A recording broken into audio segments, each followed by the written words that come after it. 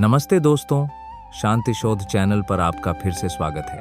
आपके जीवन के अगले 10 मिनट शायद आपकी जिंदगी हमेशा के लिए बदल दें, इसलिए इस वीडियो को अंत तक जरूर देखें। अगर आप भी अपनी जिंदगी में गहरी शांति और सच्चा आनंद पाना चाहते हैं तो अभी इस वीडियो को लाइक करें।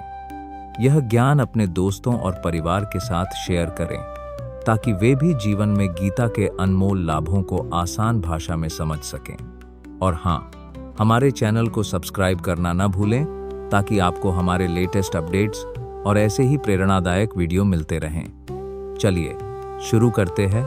पिछले वीडियो में हमने गीता के 11वें अध्याय विश्व रूप दर्शन योग की बात की थी, जहां भगवान कृष्ण ने अर्जुन को अपना विराट ब्रह्मांडीय रूप दिखाया था। वह दर्शन इतना विशाल और विस्मयकारी था कि अर्जुन भयभीत हो गए थे। उस असीम रूप को देखकर अर्जुन के मन में एक नया प्रश्न उठा। क्या उस विराट निराकार रूप की पूजा करना आसान है, या आपके इस सुंदर साकार रूप की भक्ति करना श्रेष्ठ है? आज हम बात करेंगे गीता के 12वें अध्याय की, जिसे भक्ति योग के नाम से जाना जाता है। यह अध्याय गीता के सबसे प्यारे और महत्वपूर्ण अध्यायों में से एक है, क्योंकि यहाँ भगवान कृष्ण सीधे सीधे भक्ति के मार्ग की महिमा और उसकी सुगमता का वर्णन करते हैं। यह अध्याय उन सभी को संबोधित करता है जो अपने जीवन में भय, अनिश्चितता, आध्यात्मिक मार्ग में भ्रम या अकेलापन महसूस करते हैं। 12वें अध्याय की शुरुआत अर्जुन के सीधे प्रश्न से होती है। जो भक्त निरंतर आपके सगुण यानी साकार रूप की उपासना करते हैं और जो अव्यक्त अर्थात निराकार ब्रह्म की उपासना करते हैं, उन दोनों में से कौन श्रेष्ठ है? अर्जुन का यह प्रश्न हम में से कई लोगों के मन में भी होता है। क्या ईश्वर को एक रूप में पूजना आसान है, या निराकार को समझना? भगवान कृष्ण इस प्रश्न का स्पष्ट उत्तर देते हैं और उनके उत्तर हमें जीवन के सबसे सरल और शक्तिशाली मार्ग की ओर ले जाते हैं। श्री कृष्ण पहले सगुण भक्ति की श्रेष्ठता और सुगमता के बारे में बताते हैं। भगवान कृष्ण कहते हैं कि जो भक्त अपने मन को मुझ में साकार रूप में एकाग्र करके परम श्रद्धा से मेरी उपासना करते हैं, वे मुझे परम योगी मानते हैं और वे ही श्रेष्ठ हैं। वे आगे कहते हैं कि जो अव्यक्त निराकार ब्रह्म की उपासना करते हैं, उनके लिए यह मार्ग अधिक कठिन है, क्योंकि निराकार को समझना और उस पर मन को एकाग्र करना शरीरधारी के लिए बहुत कष्टदायक होता है। यह ज्ञान हमें कैसे मदद करता है? आज की दुनिया में हम अक्सर आध्यात्मिक मार्ग में भ्रम महसूस करते हैं। हमें लगता है कि ईश्वर को जानने के लिए हमें बहुत कठिन तपस्या या गहन दार्शनिक ज्ञान की आवश्यकता है। यह सिद्धांत हमें बताता है कि ईश्वर से जुड़ने का सबसे सीधा और सुगम मार्ग सगुण भक्ति है। एक साकार रूप पर मन को एकाग्र करना हमारे लिए स्वाभाविक है। यह हमें अनिश्चितता से मुक्ति दिलाता है, यह जानकर कि हम एक सरल और प्रभावी मार्ग अपना सकते हैं। यह हमें भय से भी बचाता है, क्योंकि हम एक ऐसे ईश्वर से जुड़ते हैं जो हमें समझते हैं और हमारी पहुंच में है। श्री कृष्ण फिर भक्ति योग के विभिन्न स्तर के बारे में बताते हैं। कृष्ण जानते हैं कि हर कोई तुरंत अपने मन को उनमें एकाग्र नहीं कर सकता, इसलिए वे भक्ति योग के विभिन्न स्तरों को समझाते हैं ताकि हर कोई अपनी क्षमता के अनुसार आगे बढ़ सके। श्री कृष्ण कहते हैं, हे अर्जुन, मन को मुझ में स्थिर करो। यदि तुम अपने मन को मुझ में पूरी तरह स्थिर कर सकते हो तो तुम मुझ में ही निवास करोगे। यह भक्ति का उच्चतम स्तर है।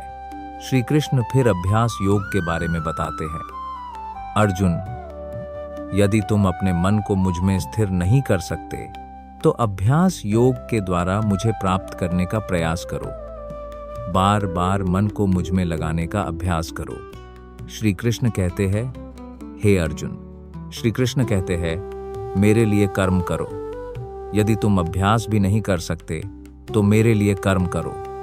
मेरे निमित्त कर्म करते हुए भी तुम परम गति को प्राप्त होगे। इसका अर्थ है कि अपने सभी कर्तव्यों को ईश्वर की सेवा के रूप में करना। श्री कृष्ण फिर कर्मफल त्याग के बारे में बताते हैं। यदि तुम मेरे लिए कर्म भी नहीं कर सकते तो अपने सभी कर्मों के फलों का त्याग कर दो। यह भी शांति का मार्ग है। यह ज्ञान हमें कैसे मदद करता है? हम अक्सर लक्ष्यहीनता या अक्षम महसूस करने जैसी भावनाओं से जूझते हैं। हमें लगता है कि हम आध्यात्मिक मार्ग पर चलने के योग्य नहीं हैं। यह सिद्धांत हमें बताता है कि आध्यात्मिकता कोई वन साइज फिट्स ऑल रास्ता नहीं है। हर किसी के लिए एक मार्ग है, चाहे उसकी क्षमता या स्थिति कुछ भी हो। यह हमें डिप्रेशन से बाहर निकलने में मदद करता है, क्योंकि यह हमें बताता है कि हम छोटे छोटे कदमों से भी आध्यात्मिक प्रगति कर सकते हैं और हर प्रयास मायने रखता है। यह हमें प्रेरित करता है कि हम अपनी वर्तमान स्थिति से ही शुरुआत करें और धीरे धीरे आगे बढ़ें।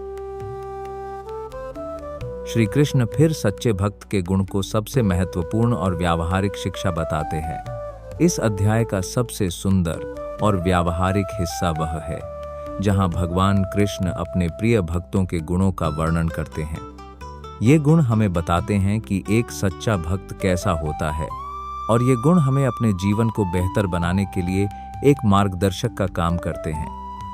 आइए जानते हैं श्री कृष्ण के भक्तों के गुण।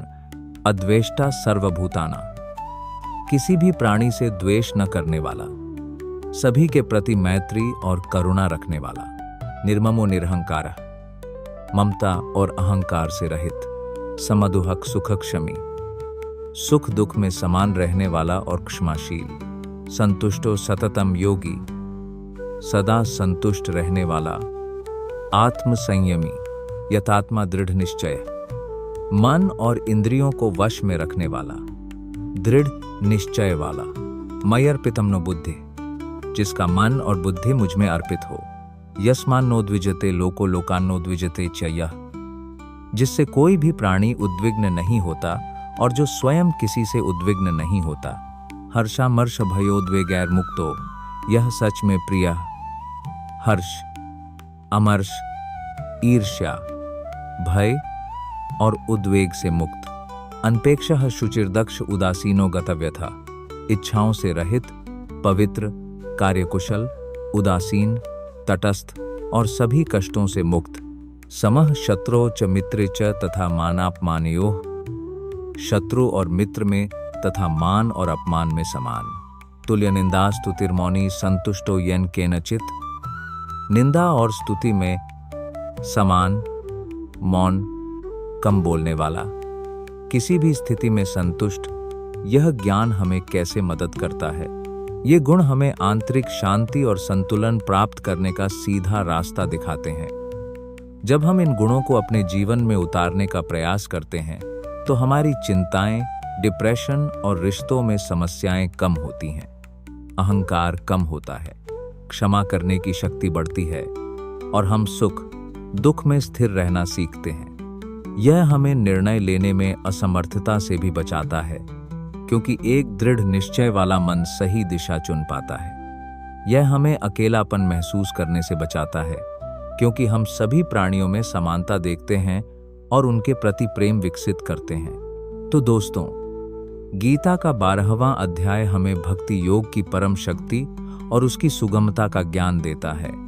यह हमें सिखाता है कि कैसे हम अपने मन को ईश्वर में लगाकर या अभ्यास के माध्यम से या अपने कर्मों को ईश्वर को अर्पित करके या केवल कर्मफल का त्याग करके भी परम शांति और आनंद प्राप्त कर सकते हैं। यह हमें अपनी चिंता, डिप्रेशन, अनिश्चितता और अकेलापन जैसी चुनौतियों से निकलने का रास्ता दिखाता है। बस जरूरत है इस ज्ञान को अपने जीवन में उतारने की। दोस्तों, आज हमने गीता के एक और महत्वपूर्ण अध्याय से कुछ अनमोल ज्ञान प्राप्त किया। हमें उम्मीद है कि इस चर्चा से आपको अपने जीवन की उलझनों को समझने और उनका सामना करने में मदद मिली होगी। गीता का ज्ञान किसी एक उम्र या वर्ग के लिए नहीं है। यह बच्चों से लेकर बड़ों तक हर किसी के लिए है। इसकी सीख हर व्यक्ति को जीवन के हर मोड़ पर सही राह दिखा सकती है। अगर आपको लगता है कि इस वीडियो से आपके किसी दोस्त या परिवार के सदस्य को भी फायदा हो सकता है, तो उनके साथ इसे जरूर शेयर करें। आखिर ज्ञान हमेशा बांटने से ही बढ़ता है। और हाँ, अगर आप गीता के अगले अध्याय का ज्ञान मिस नहीं करना चाहते, तो अभी हमारे चैनल को सब्सक्राइब कर लें और बेल आइकॉन दबाना न भूलें।